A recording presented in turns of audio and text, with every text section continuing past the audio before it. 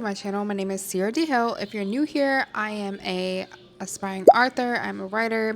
I am working on my debut novel right now, and I'm also working on a storyline for a video game. Now, with the video game, the last time that I left you guys, I was talking about how I was working on that storyline, the backstories to the characters, XYZ. So, I do have an update for you guys. I have the main storyline completed. I also have the characters' backstories completed, which in turn is going to help with determining the mechanics for these characters. The thing with video games is that without knowing much about what the video game is about, it's hard to make a storyline for it.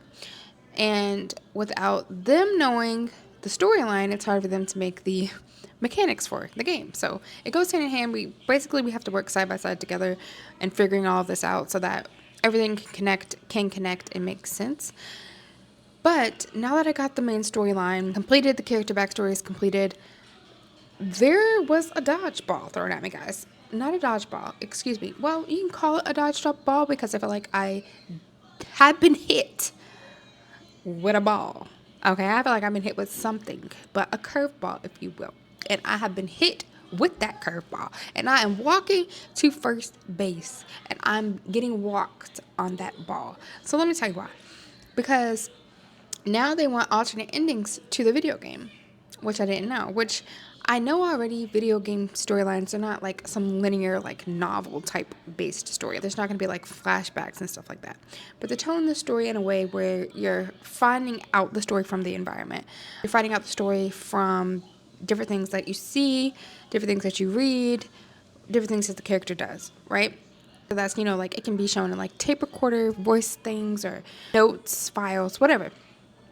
So now they're saying that they want it to be alternate endings, though, which multiple alternate endings, so that whenever these players play the game, that they can get different endings to the video game that they're playing based on the choices that they make throughout the game. So now I have to go in, right? And I made like the crappiest map ever, but this is kind of what it looks like. Just like a generic, basic idea of what I'm talking about. So pretty much you have the main story and the tree trunk there, all the arrows going down is the main storyline, right? And then everything that branches off of that tree is connected to alternate endings based on the player's decisions. So I have to go in, basically it's yes or no things, or if they pick this up, if they don't pick this up, if they see this, if they don't see this, if they decide to take this from XYZ, this will happen. If they don't, this will happen.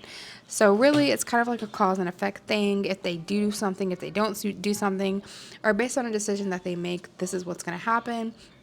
And then after that decision, based on the next decision, this is what's going to happen. So it's like, it's not a straight one-way narrative. So, so now I have to deal with that. So I don't have to do that.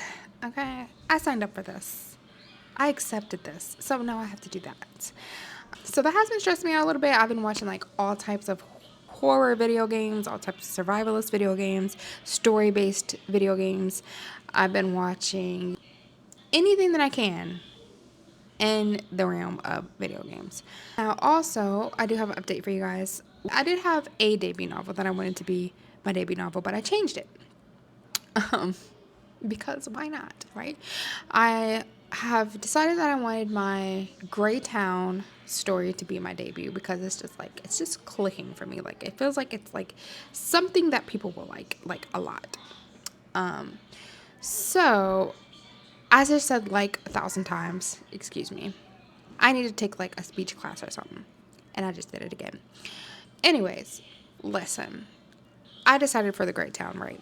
And I was like, I got a couple chapters into it, and, I, like, did all this, like, was loving it, and I was like, let me just send it to an agent to see if they would actually like it or request something after they get it, right? And it's the stupidest thing you could ever do. Do not ever do it. Like, if you're not prepared, don't ever do it, because that was extremely stupid of me.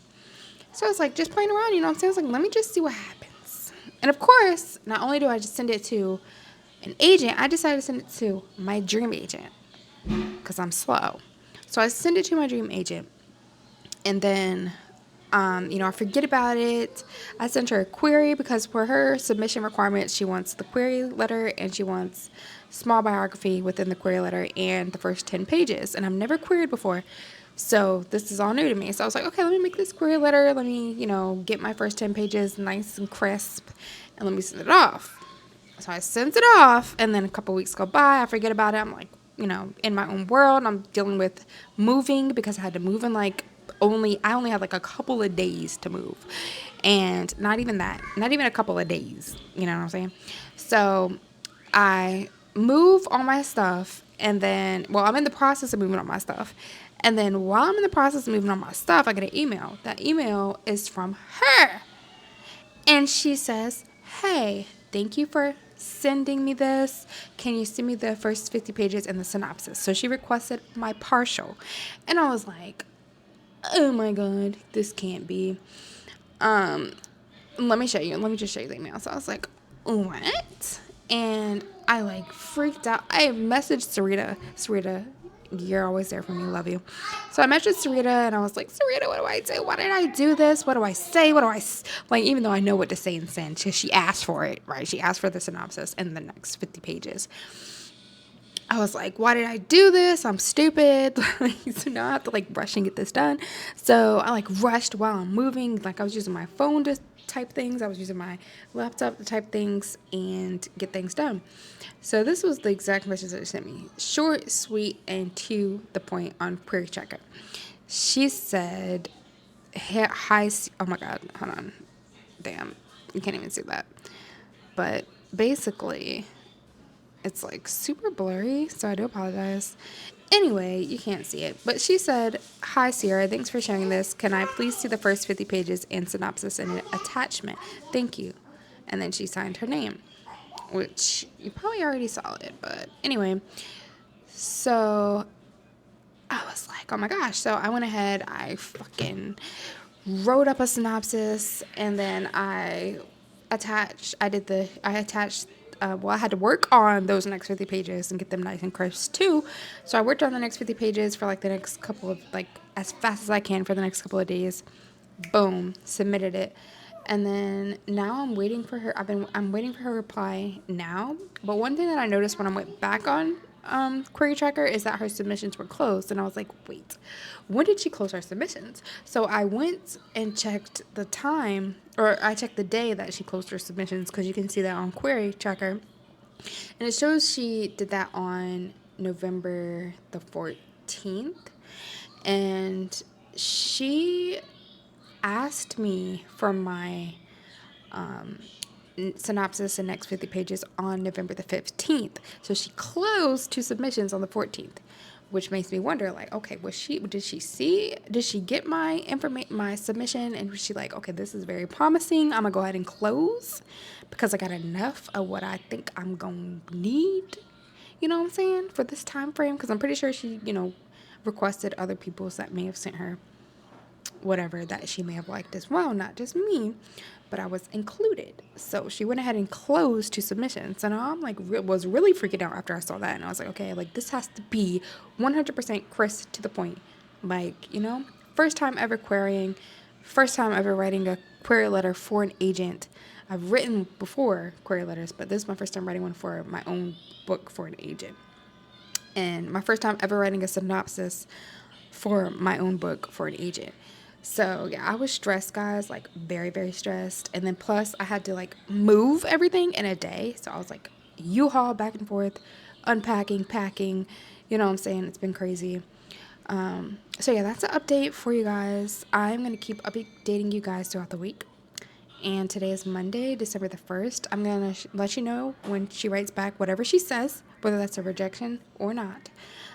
Or a next step. I will let you guys know. I'm going to be working on the fuck out of that draft. Excuse my language, but I've got to lock in. So I think I'm going to send you guys the query letter that got me the request for the partial.